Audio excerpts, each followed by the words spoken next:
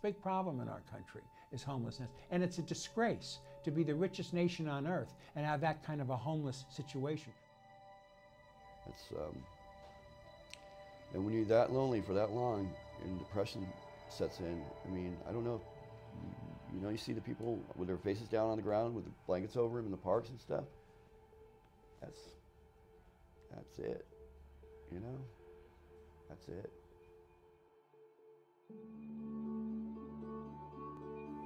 Los Angeles, one of the most beautiful and diverse areas in the country, and yet it is also home to one of the world's biggest social issues.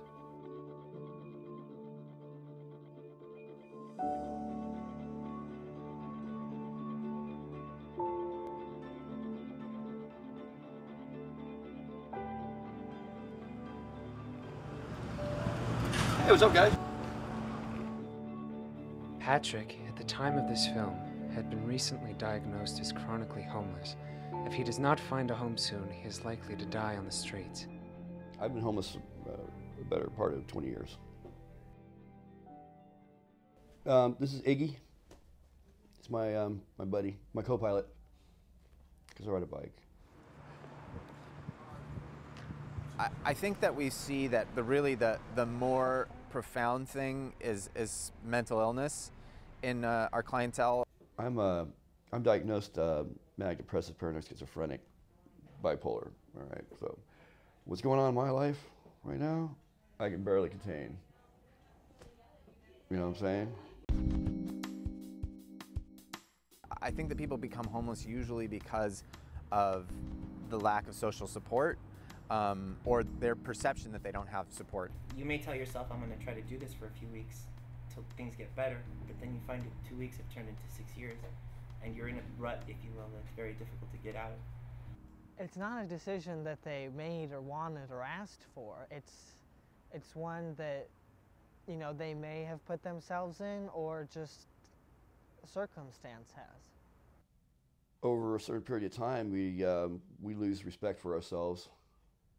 All right, and we don't keep ourselves as clean as we should and looking as nice as we should.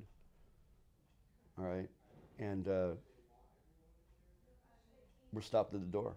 I don't think it's so much that they're happy with it. I think it's just accepted. I think it's a routine that they've been in, that they find themselves, they find it very hard to get out of. We're your neighbors. I'm sorry to sorry to burst your bubble, but we're your neighbors, and there's a lot of us. Oftentimes they also have a substance abuse issue, and I tend to think of substance abuse as a mental health issue, one that people don't necessarily have as much control over as is generally presumed.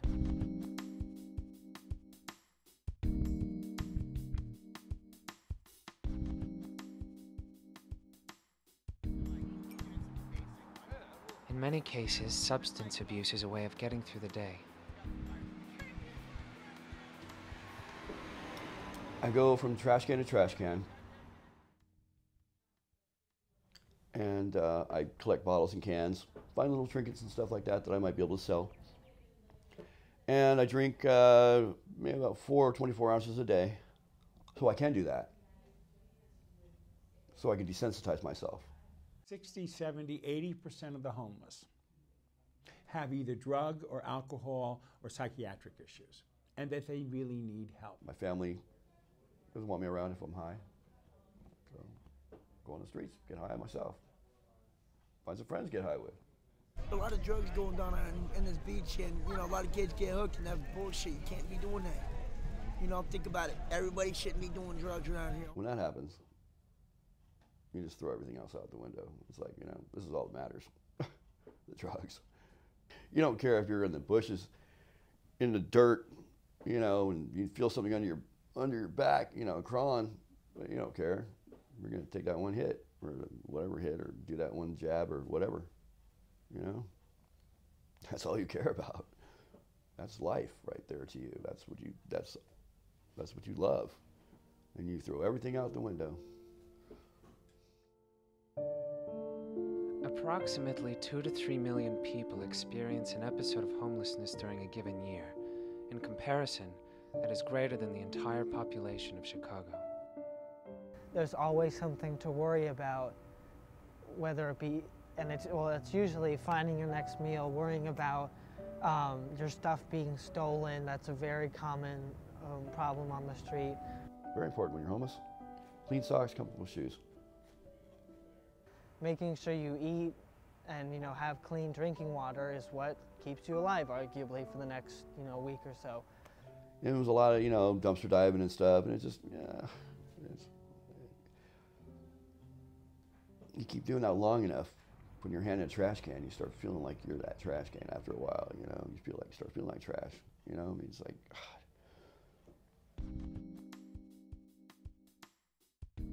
Unfortunately, they are the unwanted of society. They are the outcasts. No one wants to, sort of realize that there are homeless people out there, and they don't want to feel bad about not doing anything about it. And that's completely understandable. Well, we're put in a certain category.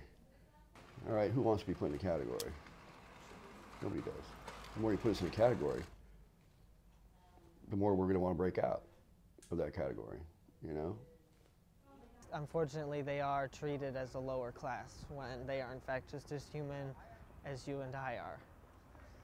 Even if they match the stereotype, there's a lot more to them personality-wise, to their story, to their humanity than one might think from the ideas that one gets from television and movies. People don't realize we have a past.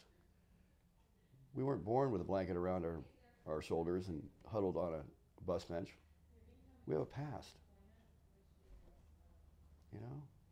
People see that and it's like, well, that's who he's always been all his life. There are people who are homeless that manage to, get themselves looking good every day, and you might not think that they were homeless. Of course, a person urinating or defecating or throwing trash or whatever in your face, your front yard, your alley is despicable. God forbid I end up like that. I'm going to have to talk to that person, converse with that person, maybe have to drink a beer with that person. Oh! Okay. Well, if it's that bad, keep paying your bills. Keep working. Keep feeding that bank.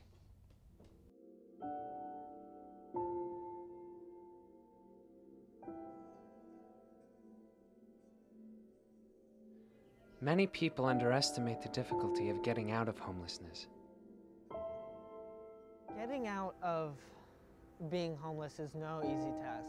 Even if you have never had substance abuse, if you manage to keep yourself clean, the fact is, you don't have a car, you don't have a house, you probably don't have anyone to turn to for help.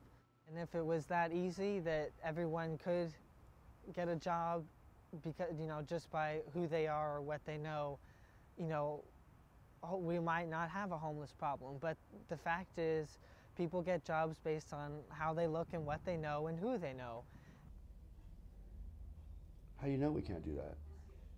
You never asked us. Maybe we have something that you can use, but you never ask. So leave me at the road. Hang me up and out to dry.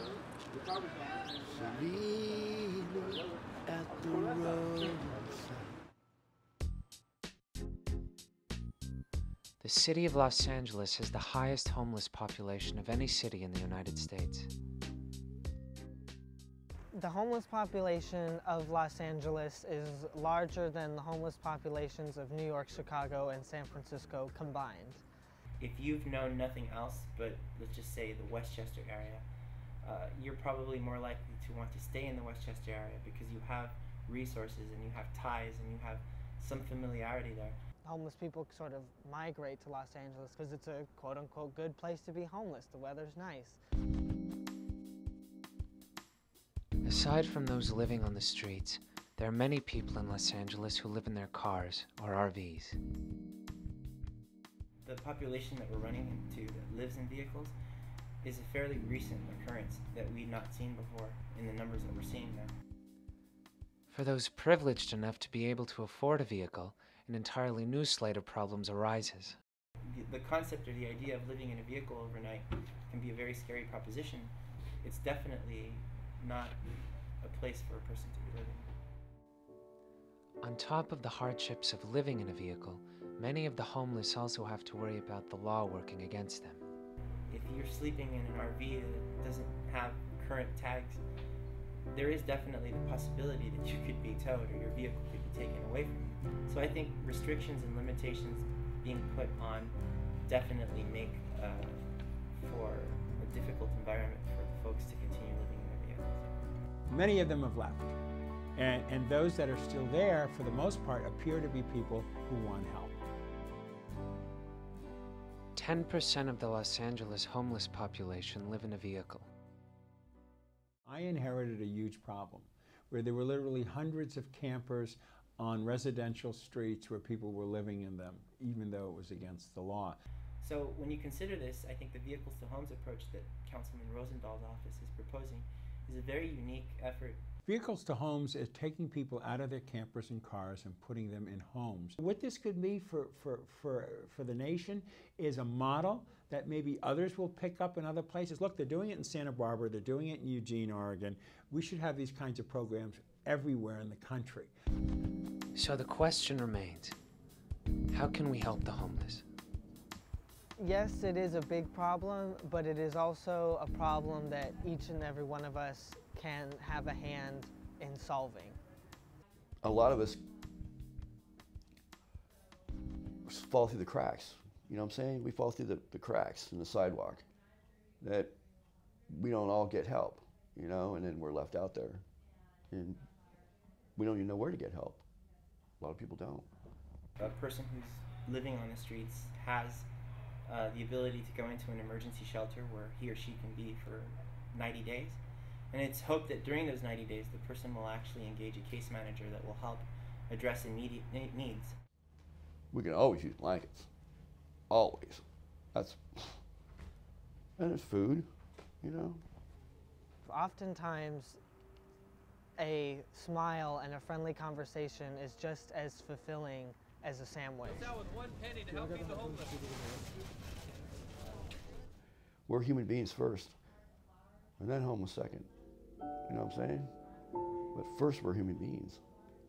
And once you guys figure that out, I think it'll all be good. That doesn't mean you have to give them money or feel bad for them, but just acknowledge their human presence. And from there, I think the solutions will start to build on themselves. Just be nice. That's all.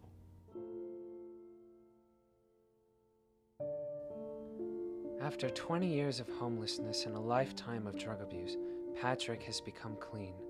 With the help of St. Joseph's Center for the Homeless, he has been given a second chance. I'm in the process right now of looking for an apartment. I mean, we're going to shop around, you know, and see. You know what? I'll probably be sleeping on the balcony, actually. I'm so used to sleeping. You know what I'm saying? Yeah. I'm so used to sleeping outside. It's like, you know what it hits me? Is when I'll have the key in my hand. You know? And I could actually turn the lock cylinder, open the door, and sit down.